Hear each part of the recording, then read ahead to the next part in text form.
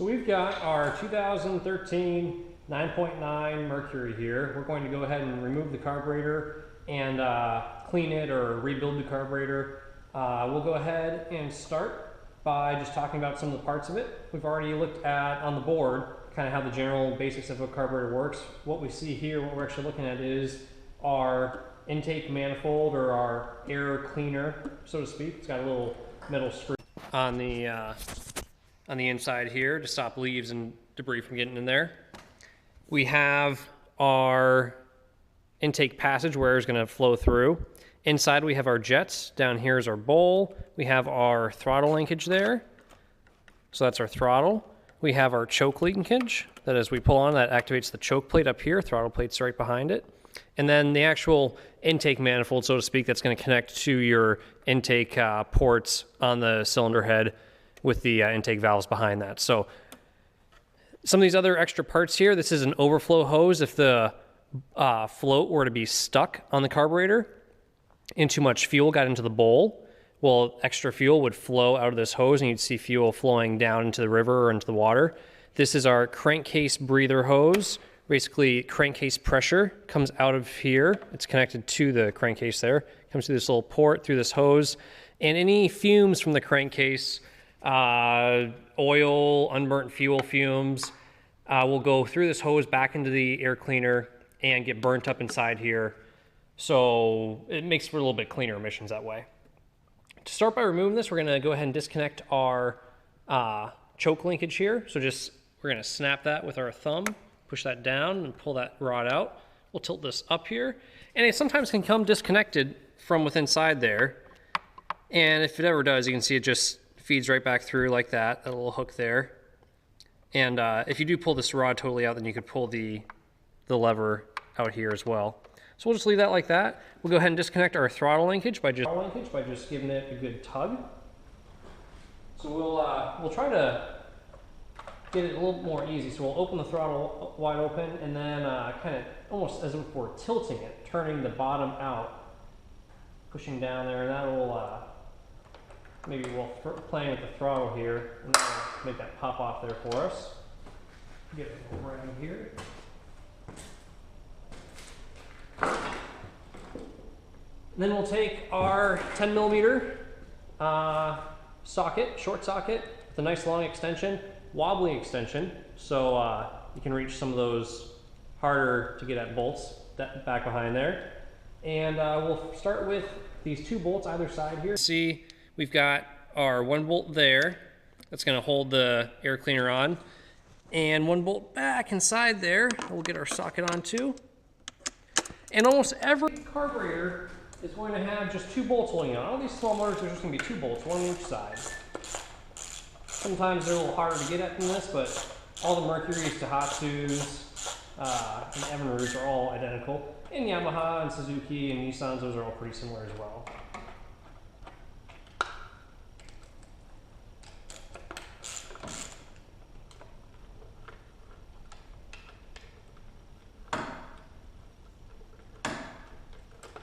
So we have two other lines to disconnect here before the carburetor will come free. We can go ahead and pull our air cleaner off all the way. Just pull it straight out. Those bolts come out.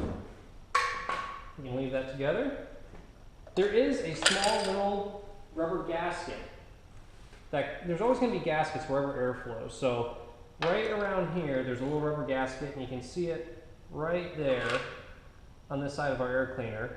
So just make sure that's installed again. Let me put this back together. Go ahead and pull our hose off there. We have two fuel lines. This first fuel line here runs to our primer bulb, so that shoots a little bit of fuel directly into the intake manifold through there, right through that little, through this little port there. So there's two ways of getting extra fuel to this. We could activate the choke mechanism and choke the motor, so we'd pull more fuel through the jets that way and less air, rich in the mixture. Or we could just pump that little primer bulb on the front of the motor, that black one right there,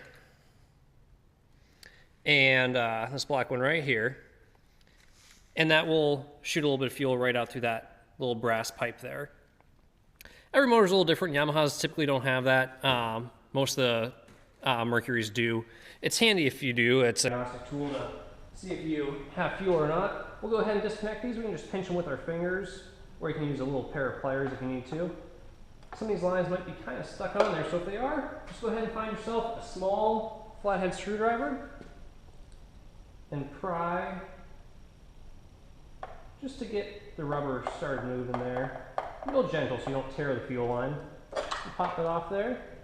We have our main fuel line that comes from our fuel pump.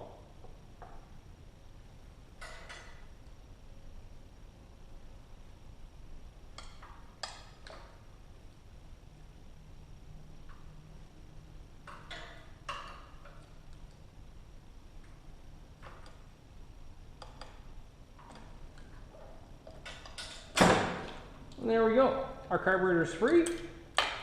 For simplicity's sake, we could take this little gray hose off if we wanted to. We'll leave that there for now. And also, important to note, we did drop our gasket and our spacer back behind there. There's going to be a gasket from the throttle plate to the spacer, and then the spacer to the intake manifold. So, I want to reach inside here. We've got our spacer, and it looks like on this particular model, actually, we don't have any gaskets. Typically, you'll have two very thin black gaskets, very similar to what this is, or same shape anyways, but very thin, that would go on either side. I guess they thought this would be good enough to seal it up all the way, so looks like we don't have any on this particular model. So, to start disassembling, what we'll need is our Phillips head screwdriver. Take off. There's these 4 screws on the bowl there. So we have our fuel line in, we have our 4 screws holding the bowl on. We don't need to take any of these off. This is the assembly for the primer, and also you can see on the side here this plunger. So we'll put the carburetor back the way it normally sits on the motor. If we were to open the throttle plate or push back on this, you can see how that plunger gets activated by opening the throttle plate. And what that plunger does is the same thing as that the primer bulb does. It shoots a little bit of extra fuel directly in to the intake, so that when you abruptly open the throttle on the motor immediately gets extra fuel with the extra air. Otherwise, the nature of a carburetor is it takes a little bit of time, maybe a half second or a second, to catch up with the fuel delivery for how much air you're demanding, or how much air you're feeding through it. So to not make the motor stumble at all or make it run a little smoother when you abruptly open the throttle, that's what this little plunger here assembly is for. So we'll go ahead and take our 4 screws out.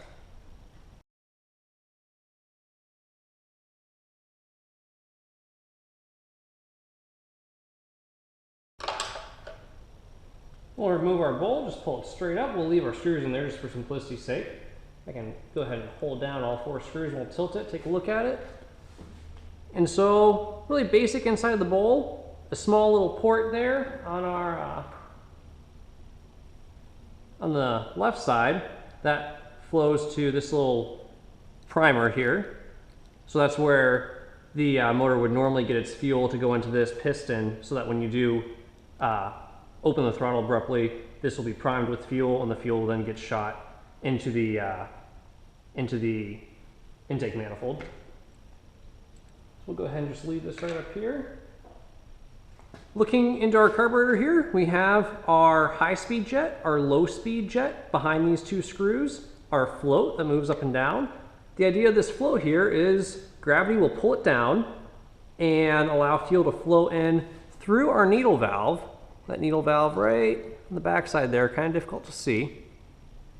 And what that needle valve does is actuates the flow of fuel through this port here. It'll go through that port into here, and with this down and the needle valve open, fuel flows in. Once the bowl fills with fuel, it will float to the top and shut that needle valve and stop the flow of fuel. You don't want to overfill the bowl of fuel. If you do overfill it, then you're now all of a sudden going to be forcing more fuel than you should be through these jets. The motor will be getting too much fuel, will be running rich. So typically, if you have a motor that won't idle, you're going to find some problems inside your jets. We'll go ahead and remove with a nice size flathead screwdriver here our 2 screws. Now, it's important to note that The only way this motor gets fuel is through this little tiny pinhole here. If we remove both these screws, we'll see there's a tiny little port through the side there that allows fuel to also flow into our low speed jet. But all the fuel that this motor gets is through this little tiny screw. Very tiny pinhole there. So these really do not drink a lot of gasoline, and they can be plugged very easily. That's where all of your fuel that goes to this motor flows through. I'll take that screw out, so in there. Our high-speed jet will pop right out. You can just drop that upside down. If it doesn't come right out, it might be just a little gummed up from use or from some dirt or something in there. You can try spraying some carburetor cleaner directly into it to loosen it up. Tap it gently, maybe like with a little brass hammer. And we can see this is a brand new motor, so there's not going to be any dirt or grease or gunk in it, but all those little pinholes in our jet are what typically get clogged with salt and ethanol and varnish, any sort of water deposits as well. Typically what will happen with ethanol gasoline is it attracts water from the air and forms this jelly. It can also attract salt water, and so you'll end up with this jelly salt sort of solution that'll clog these ports here. So that looks good. Typically we'd want to spray that with carburetor cleaner, clean all those jets out. We'll also want to spray lots of carburetor cleaner down inside our main jet there, main jet hole.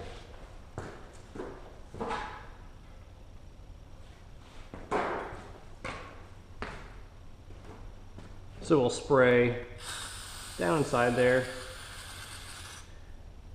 Can't really use too much carburetor cleaner. It'll evaporate the excess that you do use. So if you spray a little too much in there, just let it sit out for a few extra minutes and the excess will evaporate. We'll take our little tiny Phillips head screwdriver, or flathead screwdriver, stick it down inside there to undo our idle jet.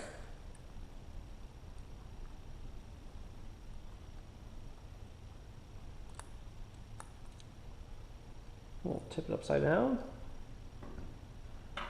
And so this is our idle jet. So you can see a few little holes there around it as well as down the middle. And this can also get plugged up very easily. So we'd want to spray some carburetor cleaner right through it. Maybe put it right to the tip there and put your finger on the other end and let it spray through. And you can see it coming out through all the jets there, through all the little holes. Be really cautious. Definitely wear safety glasses when you're using carburetor cleaner. It burns your eyes really badly and it sprays everywhere. It'll splash back in your eyes, really get you. Spray some carburetor cleaner down into your idle jet side as well. Flush that out. Once you do that, you can reinstall the idle jet.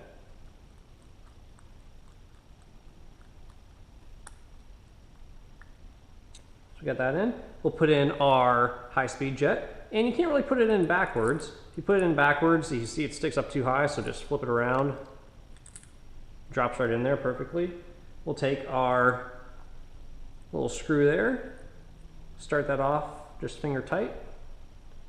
Same thing with this guy here. Be really cautious to get those threads lined up. You have aluminum carburetor with threads and brass screws, both very soft metals. You can destroy the threads very easily on those. If you destroy the threads on the screw, you have to buy a new screw, a few dollars. If you destroy the threads on the carburetor by over tightening or putting it in crooked, the new carburetor is about $250 to $300. Snug it down nice and gently there. Now, just so you know how the system works here, we'll go ahead and take a look at our needle valve here. There's a screwdriver I want. So just this one little screw holds our float assembly and our needle valve in. So just by loosening that, we don't even have to take it all the way out. We can turn, kind of twist, and there's our needle valve. And there's the bar that holds the float in place. That'll slide right out on you, so be real careful with it. If you do happen to lose that, then you can just order a carburetor rebuild kit. They're about $65, $70, and it usually comes with a needle valve, a float, some gaskets, a few screws as well. We'll gently slide this back down into place. If you're kind of confused as to the problems you're having with your motor and you're really not sure if the bowl's getting fuel, or maybe you pulled the screw on the side of the bowl, this guy, when it was all assembled and you were squeezing the bulb and everything was hooked up, and you weren't getting any fuel dropping out of your carburetor bowl, you could expect to have a problem with your float or your needle valve. So how would you test for that when it's disassembled like this? Well, you could take some carburetor cleaner, find yourself and you can look inside where your fuel normally flows through, and if you're confused as to where the fuel normally flows through, kind of just half reassemble or just hold the pieces till they line up. Look at where your fuel comes in, and that corner will be where your fuel goes into your carburetor. So we'll just line up a little red straw there, squirt through there. It's going to splash back in your eyes right now because the float is in the up position. And so it's all just going to flow out of there. Now if we hold the carburetor, well, there goes our straw. Well, if we hold the carburetor in the down position and the float falls down into its natural position where the bowl would be empty, and we spray through there, we would expect to see some flow come out through the needle valve. You know, some might splash back out on you here, but also you'd want to see flow through the needle valve. That confirms that you would have fuel filling your bowl. Yamahas have had a problem with that. As of late, the ethanol in the gasoline has been warping the float so that it springs naturally into the up position and closes the needle valve off so that it will not fill the bowl with fuel.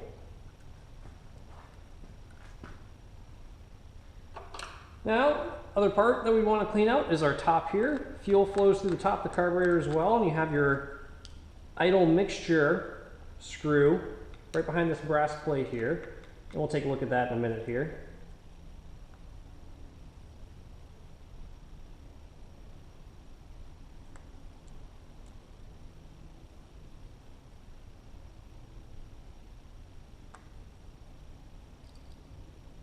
So we'll go ahead and take that plate off. There is a gasket right on the back side here, so you want to hang on to that, make sure it either sticks there or you can peel it off and stick it back on later.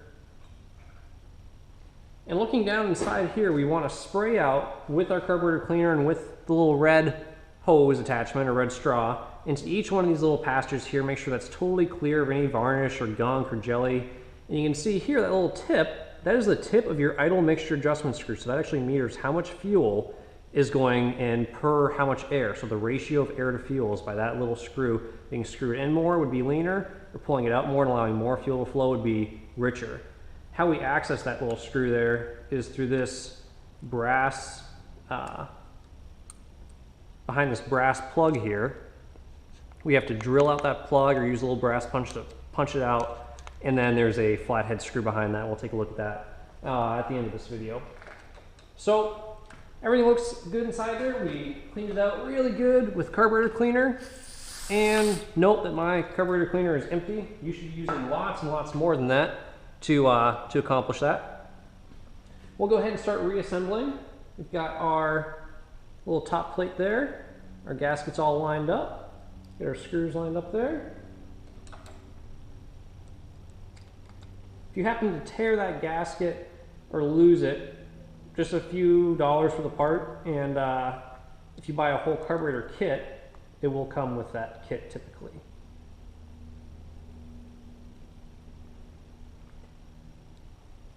Nice and snug, not too tight. Again, these are stainless steel screws going into an aluminum carburetor, so really don't over tighten them, don't hurt the threads. Make sure they're lined up with your fingers first before you start really crank down with the screwdriver. Make sure the carburetor is free of all foreign material, that you didn't introduce any dirt from your hands in there. If you're unsure, just give it a good soaking with some carb cleaner again. And then we can go ahead and put our bowl back on. There's only one way the bowl goes, and you could line up, just find a reference point. It could be your little plunger here with the plunger on the throttle plate. It could be your fuel inlet with your fuel inlet there on the carburetor. Line it up. Another thing to check before we line it up is that our gasket's all in place. So we look, our nice rubber gasket's all there. It's pushed down. You really don't want to pull these out. Once you pull them out, they've already been squeezed together from assembly, and they tend to get a lot bigger and harder to fit back into here. So if it's staying in there on its own, just leave it in there. There's typically no need to use any sort of gasket maker or gasket sealant around here. You really just want to use what it came with from the factory. That works very well. If you have a leak or something like that, just order a new gasket. And we'll tighten these in a crisscross pattern to kind of equally pull down on that gasket nice and gently. So we'll do 2 corners and then the opposite 2 corners. Just snug, not super tight, and then we'll work our way back around, finishing up to snug it the rest of the way down. Very good. Now, if you have any problems where you see that the motor is stumbling when you abruptly open up the throttle, you may want to consider opening this assembly up and cleaning inside here. Now, it's kind of a pain in the butt when you open this up. There's springs and little diaphragms inside there, so it's not something that will typically preclude the normal operation of the motor, and even if this is totally plugged up, the motor will still run just fine. It just may not be as smooth when you abruptly go from idle to high speed. We'll take a look at what it looks like inside there. Hold it down with your thumb, get ready for any springs that might pop out on you.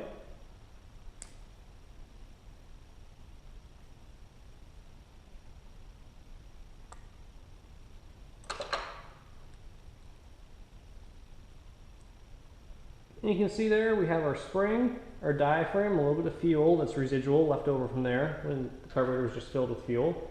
If you had a problem, you could pull this apart, take your diaphragm out. Don't lose your spring.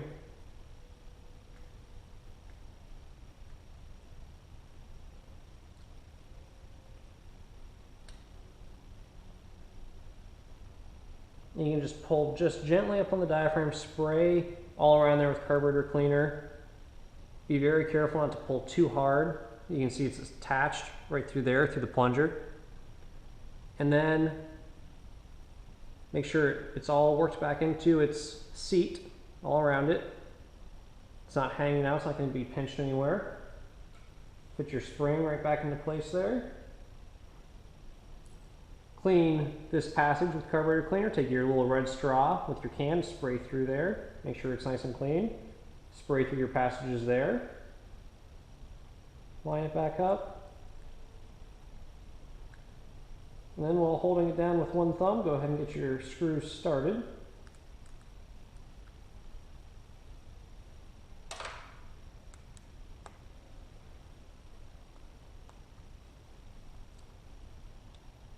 And again, just barely snug at first, and then we'll work our way all the way back around to make them a little bit tighter as we gently pull down the whole assembly. A little tighter, tighter, there we go. So, our carburetor's back together. We'll go ahead and reinstall it on the motor. We'll start off with putting our fuel line on. It just slides right over top. And it slides up about a 1/4 inch or so. And then we can go ahead and find our clip. It may have worked its way down a little bit or fallen off. Squeeze that together. Now we'll keep the fuel line from sliding back over that little nub there. We'll find our primer line and reconnect that to the bottom there. Put our clip back up to the top. Get our spacer, and remember, some motors are going to have gaskets on either side. Most of them do. This particular one does not. And we'll also get our air cleaner at this point. And we'll get everything lined up. We'll start off by putting the 2 screws through the front of the carburetor.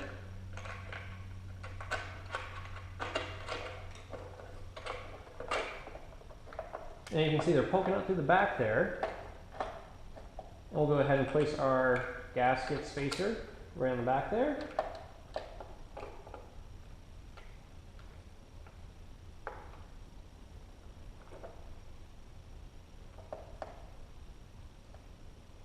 And once again with this guy, really careful. These are steel screws going into an aluminum housing. You do not want to cross thread your screws, so just start them off by fingers, and if they go in nice and easy, just keep spinning them in. Then you can go ahead and get your socket. And I'm using a short socket here so I can actually grab the front of this bolt, get my spacer line back up again, and then gently push back and really gently spin the extension just to make sure the threads are being started correctly. I'm not cross-threading it or stripping it out. And then now it's started, I can go a little quicker. It's snug. Snug this guy up here. Grab our ratchet. And we're looking for about 10 foot-pounds or so on these. Not super tight. You don't want to crush the plastic, but you also don't want air leaking around your spacer there behind the throttle plate. If you develop a air leak or what's known as a vacuum leak between here, or you suspect you have one, maybe the engine just, after the carburetor rebuild, idles very poorly, you can try spraying some starting fluid just in the area that you think you have a leak, and if you hear the engine surge or pick up RPM, then you know you do have a leak. In fact, maybe you forgot a gasket, or you just didn't snug it down quite tight enough. And the reason that is basically with not enough fuel or not enough airflow going through here, because some of the air is just escaping or being sucked in back here. It's not flowing through the entire system. It's not picking up fuel out here. And so if the air is going in here, it's not picking up any fuel. You're not getting as much fuel as you need. By spraying a little starting fluid there, all of a sudden you restore the balance. You provide the amount of fuel it needs. If you just correct the seal here and tighten it down and have your gaskets in place, the proper amount of air flows through and it picks up the proper amount of fuel in the middle there and sends it through the intake manifold. Go ahead and hook up our overflow hose here. And that hose does go down inside a little hole there. If you can see, it's kind of difficult, not much light. You can see that hose does go down inside that little hole.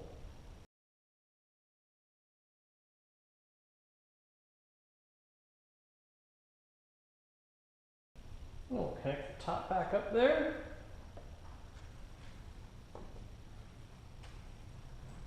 We'll reconnect our crankcase breather hose. Just stick that right through the air cleaner. We've got our throttle linkage there that we'll reconnect. We'll just kind of push at the bottom again, just like we did before, kind of twisting in. Trying to get the bottom hooked. There you go. Now it's hooked on there. We'll reconnect our choke linkage just by reinserting through that little plastic hole there. So we're going to take our choke linkage and we're just going to follow it back. We'll reinsert to that little plastic hole. If you find yourself and it's not lining up or something, it might just be that you need to slide your choke there. So we'll stick it in a little plastic hole, push on that clip, clipped into place, perfect. Choke works great.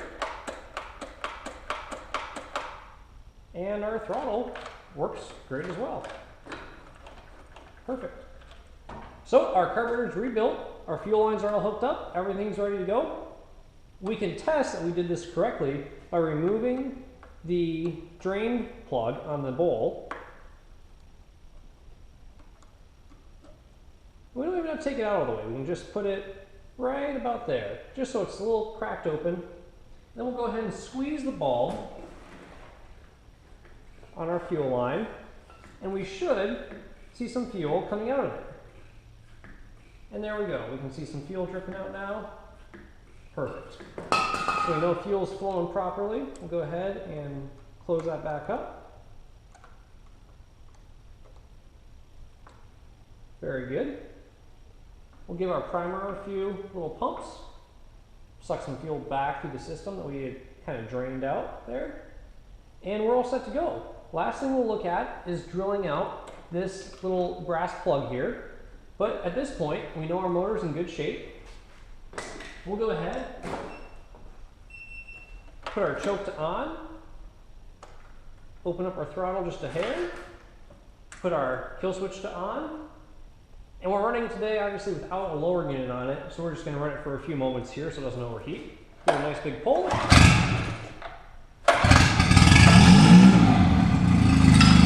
there we go. Put our choke off.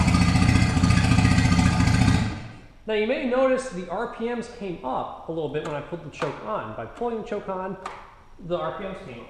And the reason for this is when I open the choke, you can see this screw here pushes against the throttle plate and actually opens the throttle plate a little bit.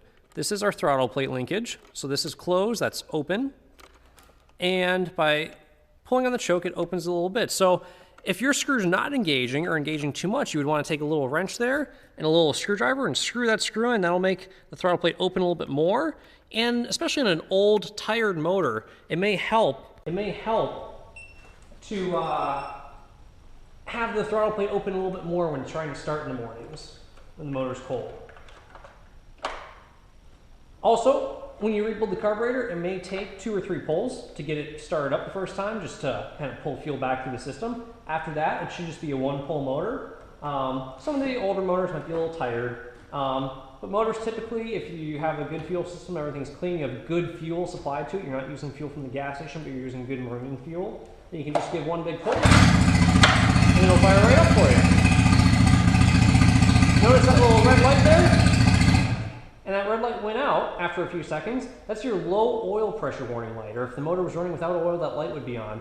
Now it cycles every time you turn the motor on to let you know that it's working. The oil pressure is low initially, and then as the oil pump starts pumping oil, it obviously comes up to pressure, and that's fine. If that light stayed on for an extended amount of time, you may have a small electrical issue, or you would want to just do a really simple thing, pull your dipstick and check the quantity of oil inside the motor. We'll go ahead and get our drill bits and drill, and go ahead and drill out that. I'm going to use a 15/64 or 7/32 bit on this little brass plug here. Be really careful around all this linkage. Just fit right in between there, get my bit line directly on the center there, and just start it by hand. I'm using an air drill, no reason to use an air drill. You could use a cordless drill, but an air drill is all I happen to have handy today. So go ahead and take a look at getting our drill bit lined up right there. We'll get it started. Go ahead and lock our motor in place so it doesn't turn on us.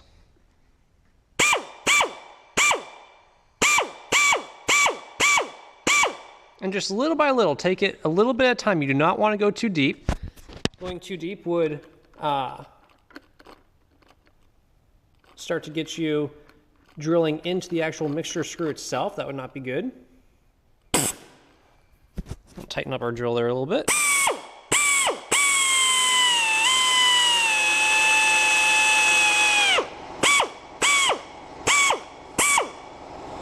We'll take a look. Looks like we have a little bit more ways to go.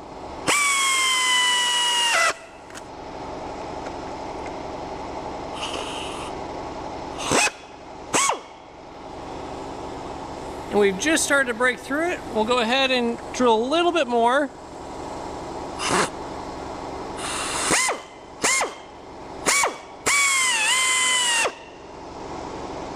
We want to just kind of work our drill bit back and forth, and there we go. We pull out our brass plug, and we can look inside there, and there's our idle mixture screw. So how we're going to start adjusting our idle mixture procedure for this, and now it's important to note that if you're not a dealer and you're not a certified boat mechanic, you should never remove one of those brass plugs that they put in there, to protect the motor from the owner trying to modify the air-fuel mixture to mess with emissions and burn more fuel than you should. So they don't want you removing that brass plug, and you absolutely shouldn't unless you're a boat dealer or someone certified to do it. But in case it's already removed for some reason, then and you need to go ahead and adjust your air-fuel mixture. You expect that it's running a little too rich or lean. You start by screwing all the way in as tight as possible. That's as lean as possible, less fuel. And then undoing it 3 half turns. So 1 half turn, 2, 3. And we'll go ahead and we'll adjust our idle screw here as well. We'll adjust our idle screw back all the way to the idle stop. So there's the idle stop where the screw's not even touching the throttle plate anymore. And now we'll screw it just so it barely touches, and 1 half turn past. Now we'll go ahead and give a tug on our motor.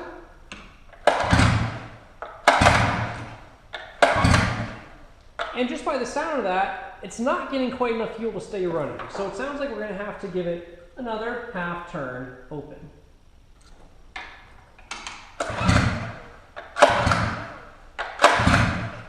And if you're not sure, maybe you've been doing these half turns for a whole lot of time and you're not quite sure, then you could take a rag at this point and you could place the rag right near the air cleaner with a little bit of starting fluid sprayed on the rag. That would provide extra fuel, and if the motor runs then very well with the extra fuel, then you know you need to increase the mixture richer.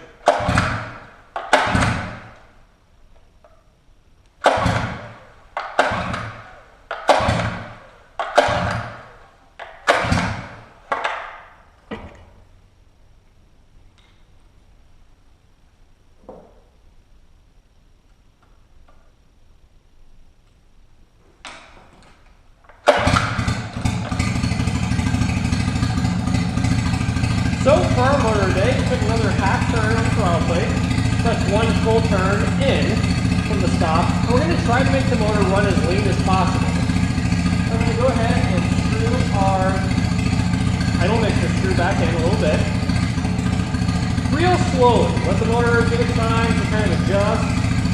We want the motor to run at low RPM and with less fuel, or as least amount of fuel as possible. It's probably a little too lean. It's here kind of hiccuping, so we'll give it a half turn back open. I can still kind of hear a poppy sound. That means it's too lean to me. You know, a real throaty kind of wet sound that's too rich. That poppy here, that's just a little too lean. Go ahead and reconnect some more. Sounds a little bit better. Give it another quarter turn.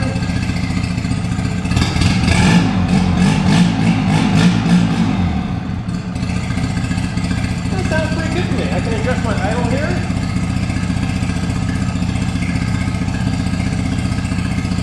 Screw it in, increase the RPM. Screw out, increase the RPM.